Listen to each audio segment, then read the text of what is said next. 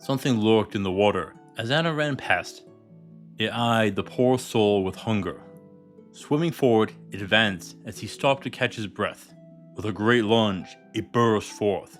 Adam only had a second to react with flames. Welcome to Mythical Phylogeny Adventurers.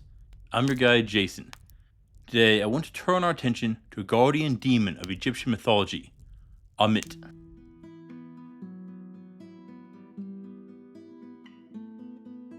No, I did not misspeak there. Ammit is considered a guardian demon.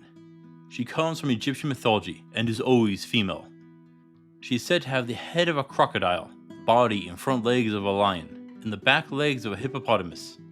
Sometimes she has a male lion's mane. Yet this is partially designed to look like the pharaoh's crown called a nemez. Usually she is found in the Egyptian underworld called Duat. There, Osiris, the god and judge of the dead, will weigh your heart against the feather of Ma'at. You'll find her sitting beside him. Thoth is usually seen as well, recording the results. If your heart is lighter than the feather, congratulations, you are considered pure. You may proceed to Aru, their paradise called the Field of Reeds. But if your heart is heavier, then Ammit gets to eat it. Your soul is devoured. What, you thought only Christianity and hell punished the wicked? Not even close. Now, this doesn't cause oblivion. In Egyptian mythology, your soul is comprised of a few parts. There is some disagreement here with the sources. Your full soul is the Ak. Your physical body is the Ket. The state of your physical body did have an influence on you in the afterlife, which is why they tried to preserve it. Sa is your spiritual body, and is what you would enter Aru in. Ba is your personality, and most sources claim that this is what most people would call the soul.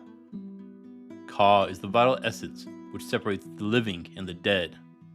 Ren is the name. When a name was written on the statue, the soul of the dead could use it as a second body. And lastly is the Ib, or heart. This is what Ammit is eating. But without it, your Sa is incomplete, and your Ba is lacking, due to the heart being the seat of emotion and logic. Yeah, this is a bit complicated, and created a lot of translation issues between the ancient Greeks and the Egyptians. Hence, some of the inconsistencies you will find. And this whole thing gets a bit more complex. Ammit is said to be the devourer of the heart and the dead. But the moon god Khonsu is also said to be the one which burns the heart and eats them, according to the cannibal hymn and the coffin text in the Book of the Dead. I haven't found anything that specifically said when the switch from Khonsu to Ammit happened. Now Ammit isn't just 3 random animals, but 3 of the most dangerous predators found on the Nile. A crocodile, a lion, and a hippopotamus. Yes, hippos do kill about 500 to 1,000 people every year, and those numbers would have been higher in the ancient eras. And like many other monsters which are a mix of several animals, there are problems. If it was just the hippopotamus and crocodile, I think it would be pretty effective. Both are creatures that dwell in the water, and attacks tend to be ambushes. Generally speaking, both have shorter legs, which are better set for moving in water, and not for dashing across the open ground. Yes, a hippocroc would actually be a beautiful apex predator. I'll have to use it at some point in my writings. But no, they had to add in the lion. This gives front legs which are overly long compared to the hind ones. Take a moment. Can you think of any creature which has this setup? Well, there are some rodents with long back legs and short front legs, such as the kangaroo mouse, and then things like the regular kangaroo. All of these tend to hop, but with short back legs, that's not an option. So if it was to hunt, its longer legs would have to help with the short jumps and springing up from the bottom of the river. Chasing down prey would be a difficult option. Yes, I know lions tend to stalk their prey, but then they sprint down their prey. They use surprise and need to get close. Except there might be another option, or a rather odd one. Remember, she is seen beside Osiris, sitting beside his throne, much like a pet dog. Now, have you seen a pug? They are well known to struggle to breathe. And we have plenty of other breeds of dogs which are less than perfect. And it is possible that Ammit is in a similar situation. A guard demon which is designed to look intimidating, but is a bit lacking. And that brings me back to the starting comment.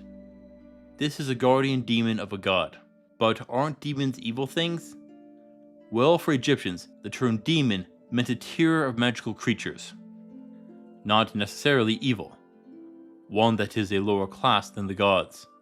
Think of it this way, gods are S tier, while mortals are C tier. That would put the demons probably in B or A. Ammit is surely an interesting creature, would you not agree?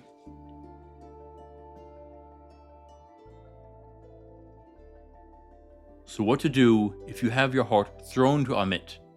Well, you aren't a pure soul. That should be pretty obvious. Your first step is to steal your heart back. Be quick. A teleportation spell to close the distance or a mage hand to grab the heart will be the best. Since you are dead, there is a chance that your powers may be diminished, so be careful. After that, it is time to run. In addition to our demon, you have 2 gods. That doesn't sound like a smart place to start a fight. After that, let's assume that it is just you and Ammit. With its hind legs being that of a hippo's, it will need to ambush you. So the best option is to keep your distance. Except it can charge up to about 20 feet or 7 meters or so. Now we have an issue with its skin. Each of the animals it is made of have scales, fur, or thick skin.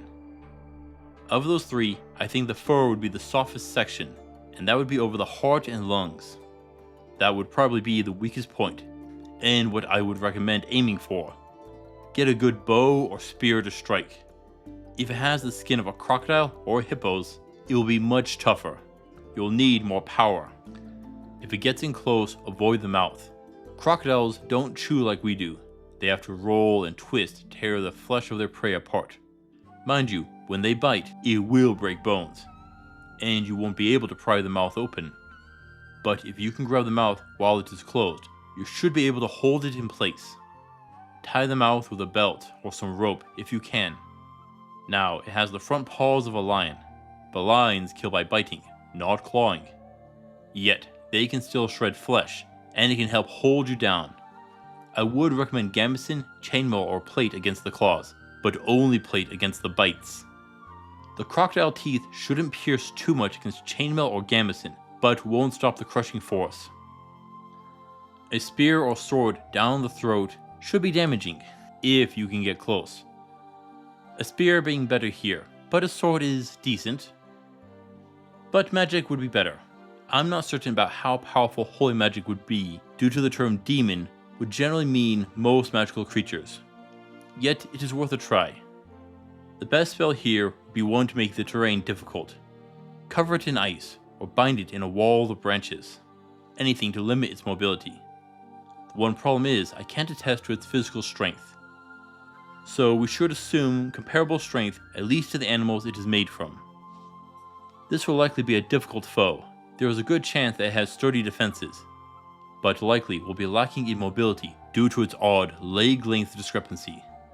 This will be the best chance to win here, and why I'm going to give Ammit a 4 of 10 for difficulty. So long as you have the speed and mobility advantage, you should come out ahead. Of course, if you are a pure soul, you'll be fine, and can just walk right on by.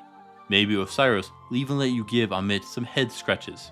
Just ask permission first.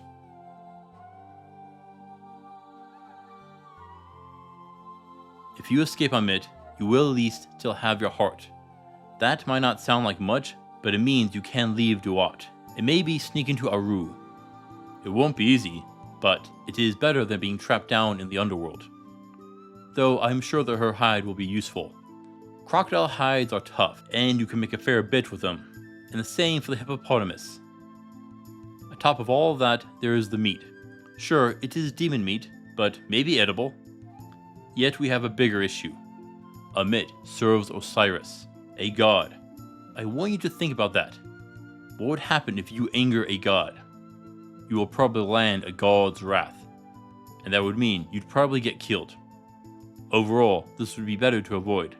While Ammit isn't the worst creature, the position of where the fight occurs creates more issues. It is best to just live a virtuous life, where you have no risk of facing Ammit. That is the best solution.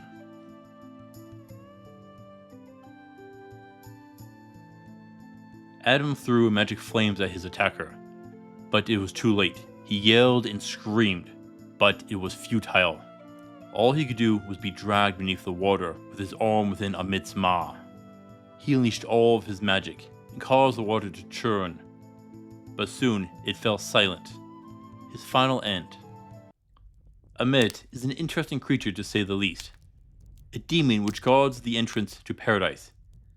And if your soul is wicked, it'll gobble up your heart. A wicked little fellow to deliver punishment. Thank you for watching, adventurers. Please return next time for Best Spells for Winter. Until then, I'll see you on the roads.